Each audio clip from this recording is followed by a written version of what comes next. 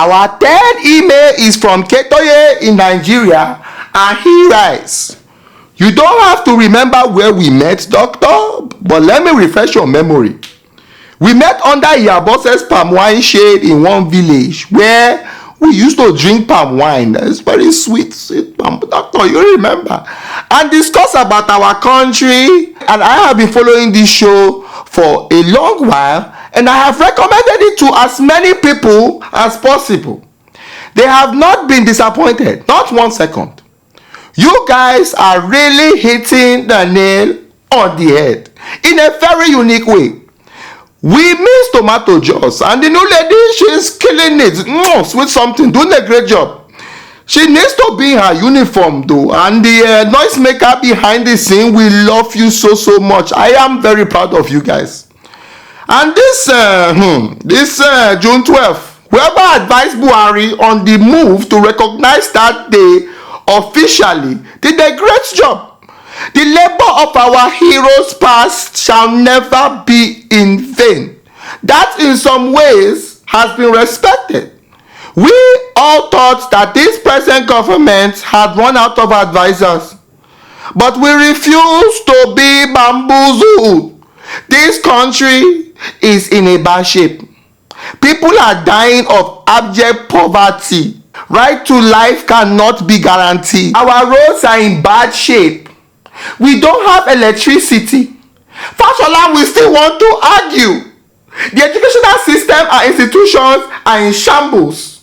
I don't even know the name of the Minister of Education because he is so inactive. I promise myself I will not try to find out who he is until he makes himself known by actions and reforms of that sector. Human rights violations everywhere, especially in the Nigerian police. Freedom after speech we cannot guarantee.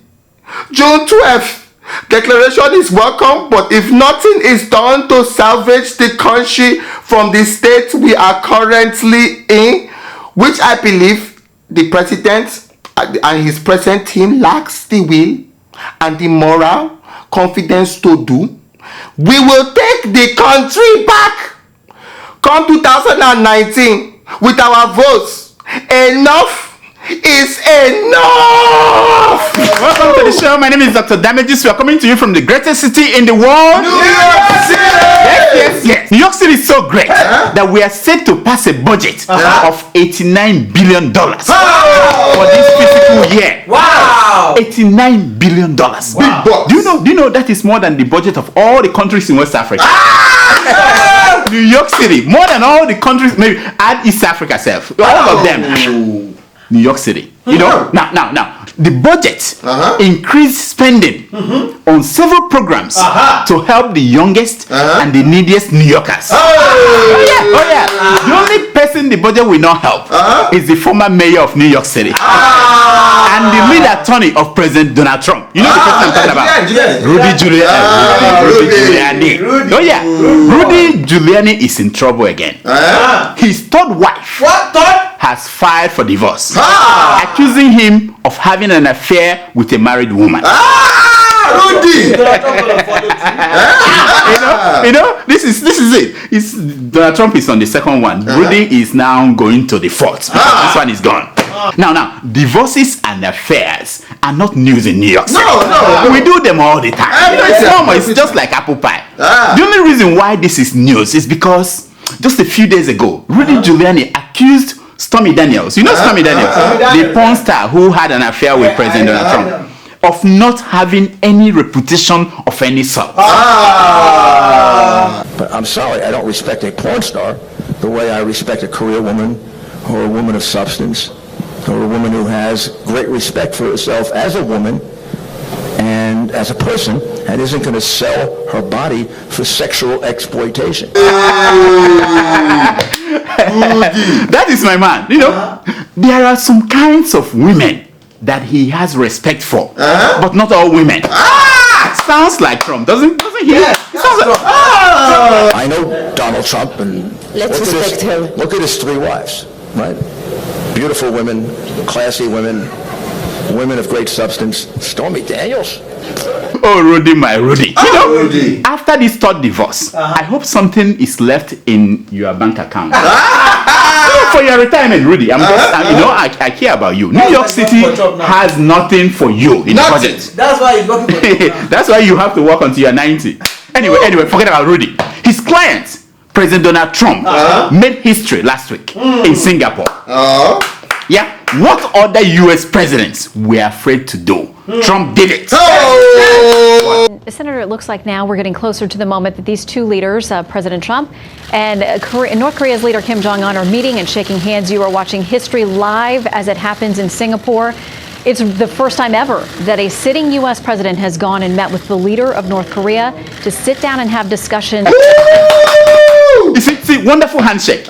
If you missed the first time man landed on the moon, don't worry, this is next. Next best thing. This is the next best thing. That handshake was seen by 8 billion people across the world. Yes. So how did the summit go? How did it go? It was peaceful. Here is an artistic dramatization of what happened in Singapore. Take a look.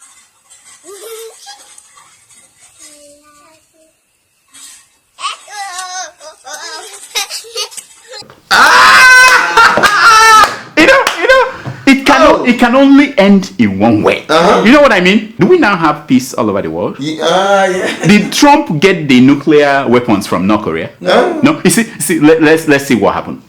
But I took those bullets. I took all that. I took everything. Everyone came at me, and I'm still standing. And today is a great day for everybody. Singapore, Tokyo, China, everything. It's a great day.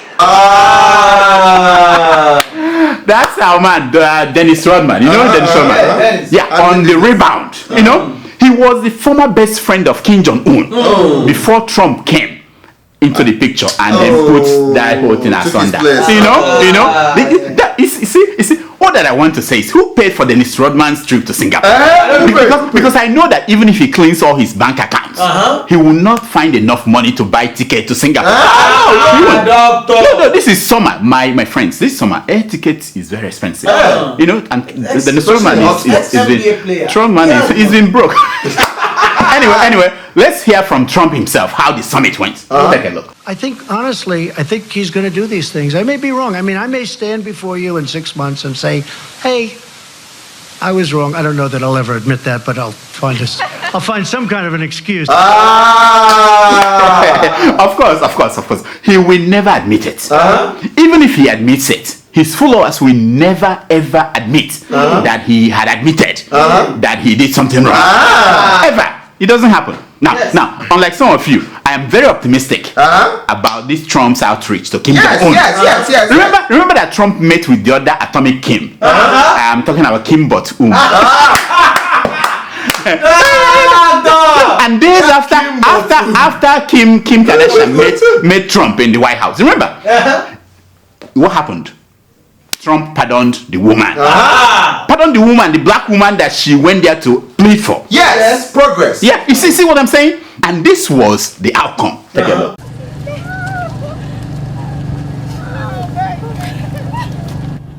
I'm feeling no handcuffs, nothing on me. I'm free to hug my family.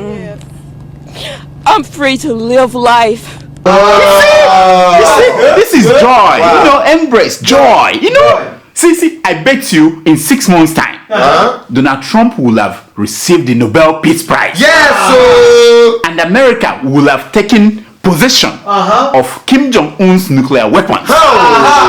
You see, it will have happened. Just watch 6 months' time. 6 months' time. Anyway, forget about Singapore. Let's return to Africa, my Africa. Yeah, Africa, my Africa. Last week, I told you that something great was happening in Kenya. Yes. Like Trump, President Uhuru Kenyatta is taking his fight against corruption to the place where no other president, no other African president had ever taken it. He's using lie dictator machine to weed out corruption in Kenya. Already, it is bearing fruit. Last week, lawmakers from Zambia visited Kenya to get tips on how to fight corruption. Yep. Why are you laughing?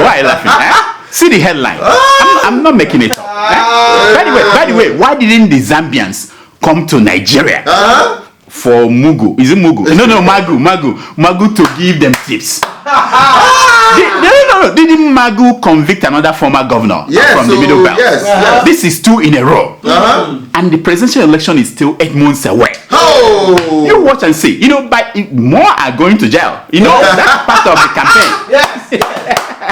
Anyway, back to Kenya. Now, a Kenyan newspaper quoted one of the Zambian lawmakers as saying that they were studying best practices in managing corruption in governance. Wow! That's what they are in Kenya. Harvard of Africa. No, speak the truth now. Have you ever had any Nigerian official use the expression best practices? Have you? Practices. You cannot propagate best practice. No, you cannot. When you celebrate mediocrity. No! Sasha! Tweet out! Now, according to Transparency International, Zambia has lower corruption rates than Kenya. But it did not matter. It did not stop them from going to Kenya to learn something. No. Smart people. Now. Next on the agenda of the Zambian lawmakers is to go to Ghana to learn about football administration. Oh yeah. Go. Finance. Did you guys hear what happened in Ghana? Yes, so. No. Someone resigned? No. You think Ghanaians are like Nigerians? No, they are not like Nigerians. They resign when they feel any pinch of embarrassment. They just say, I'm gone. Yes. Not like Nigerians who won't resign even after they've been sent to prison. They'll come on stretcher. Why are you looking at me like that? Isn't Reverend Martin Luther King still the general overseer of his church? He is. He's still there. So that's what are you saying? Nigerians don't resign even if you put them in jail. All these says governors, they still run their clique, everything. Anyway, the president of Ghana Football Association, Kwesi Anyantaki, has resigned over cash gift he received to influence outcome of football games. Yes. Kwesi. He also resigned from the Confederation of African Football and FIFA. And guess what FIFA did? What? They banned him from touching football ever. Okay. I'm just kidding. An investigative reporter named Anas went undercover. He pretended to be a businessman and he captured Ghana's football chief, accepting $65,000 as shopping money. Shopping money is the new name of bribe in Ghana. Shopping money. I must say that the man denied any wrongdoing. He said if his girlfriend received shopping money from him every week and transportation money every visit, why not him? Yes. It's a nice point. Yes, Good right. point. Yeah. Now, what do you expect me to say? What do you expect me to say? Kwesi Anyantaki was not alone. Other African football officials, especially from West Africa, referees, we are also caught collecting bribe. A Kenyan referee, Adele Range Marwa, he was bound for World Cup, Russia, was caught receiving $600. $600. That's rent, doctor. Marwa, sitting in a hotel room, took $600 in cash. I know that no, this is thank you for the gift, but this is not the thing. What is important is that friendship, getting to know each other. I know. It's Africa. Now, the good news is that Ghana is not at the World Cup. No, they are not there. Otherwise, they will have bankrupt Ghana to raise the money to bribe referees for all the games. At the World Cup, it's more expensive than local games. As for the Kenyan referee, he's not in Russia. He's left at home in Kenya, where he's talking to the visiting Zambian about corruption. No, he has a job. He's still talking about corruption. Now I'm talking about World Cup. Oh yeah, the great Super Eagles of Nigeria. They are in Russia with their newly minted uniform. Have you seen the uniform? Have you seen the uniform? Yes, actually. They sold out the uniform in London the day it came out. Now, as for the World Cup, I think the Nigerian Super Eagles they will do well. If if the Super Eagles fan, this fan, look at this one, if he's not allowed to go to Russia, because if that man goes to Russia with his head, We are finished. We are finished. Make sure that if you guys stop him, then we'll be all right. Now, the good news is that Nigeria has a reserve team that is ready to take over if our boys do not do well in their first two games. Here is our reserve team. No, it's Obasanjo. That's Obasanjo. Yeah, that's him. I know. Meanwhile, another kind of game is going on between Nigeria's president, Muhammadu Buhari, and former president Olusegun Obasanjo. Yeah, there's another game going on. Last week, you remember? Yes. Obasanjo raised an alarm that Buhari is plotting to cook up reasons to arrest him. Take a look at the headline. Wow. I'm like, do you have to plot anything together about No, you don't. I mean, just No, you look at his hotel and his library and ask how did he get the money? That's it. That's it. now, the real fight between the two was happening on the political arena.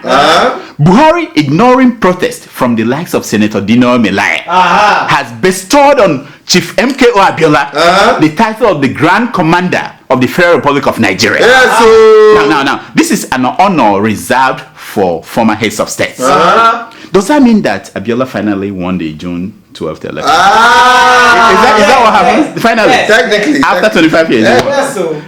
Now, here is what Buhari said at the event. Take a look. Our action today is to bury the negative side of June 12, the side of ill feelings, hate, frustrating, and agony. Yeah. You apologize. you know. Did you guys hear the man? Bury the negative side of June 12th.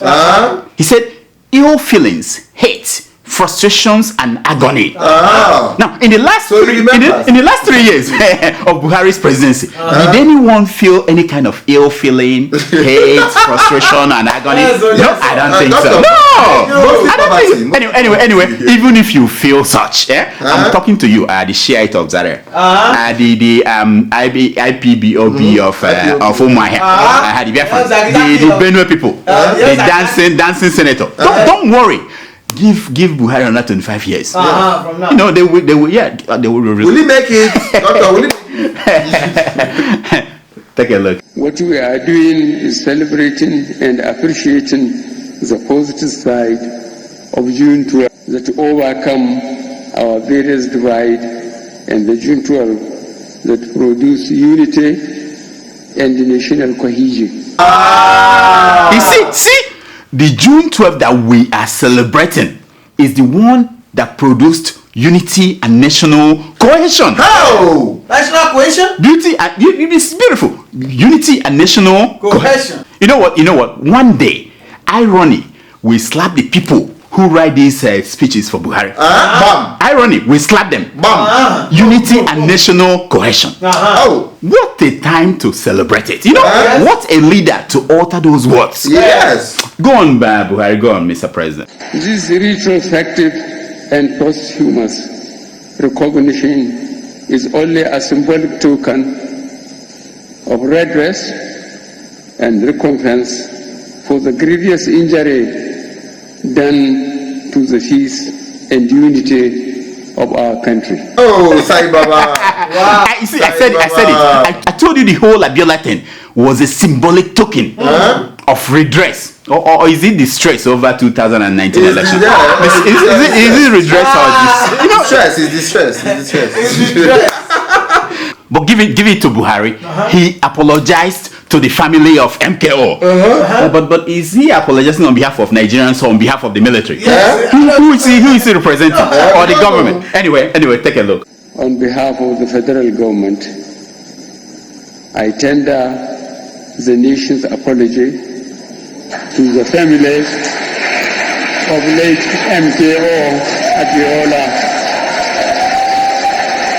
who got the highest votes, and to those that lost their loved ones in the cause of June 12 struggle. Now, as for the Shiites, the Biafrans, the people of Benue, and all the people in the last 3 years who had felt any kind of ill feeling, hate, frustration, and agony from this government, your apology is on the way. Just wait 25 years from now, it's still to come. What? This is where I'm supposed to say nonsense. Yeah. Sure? Yeah. Or should I say the other one, which is, who did this to us? Who did this to us? Who did this to us? Now, this is only in Africa story. A man from Goho village in Plum Tree province in Zimbabwe burnt down his home after returning home from a trip. He found condom wraps under the bed. The man went haywire after he confirmed his suspicion that his wife was doing some monkey business whenever he traveled. Now, rumor had it that the wife was entertaining some men whenever the man was away. Until that day, the man had no proof. So he returned from this particular trip and was looking for shoe under the bed. And that was when he found the condom wraps. Now, this is what the man told the local newspaper. In anger, I burnt down the hut, but she fled. He said, some told me that she was hiding at her mother's place. Others said that she was at her lover's place. Poor man. Sometimes I feel sorry for Africa. And you remember, some African musicians have captured the plight of Africa for many years. Yes. Like Raskimono. Raskimono. What I want in a distant country. You don't know what I want in a distant nation. And you don't know.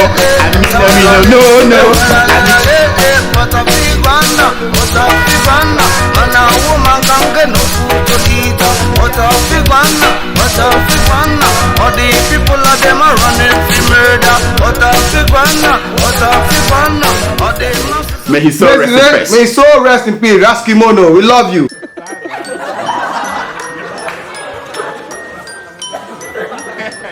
It's time for your email. It's time for your email. Wow. Hey. Nosiam. What happened? How are you? Yeah, I'm good. I'm fine. Long time. Yes, it's been a long what time. What happened to the new nurse? Yeah, she had a family emergency. She had to go. She had to go. Couldn't know. I mean, and so they brought you. I thought I was one that. So they brought you, yeah? Yes. I don't know what's going on. This is happening. I always tell you, I'm the most expensive nurse. Yeah, I know. Well, that's what I'm worried about because my bank account. You have to, take a hit this absolutely. week. All right. So, do we have emails today? Every day, doctor. Okay, let's hear them. Yeah, our first email is from Ben in Port Harcourt. Nigeria. Ben in Port Harcourt. Yes. We know Ben now. I know Ben. He said, hello, doctor.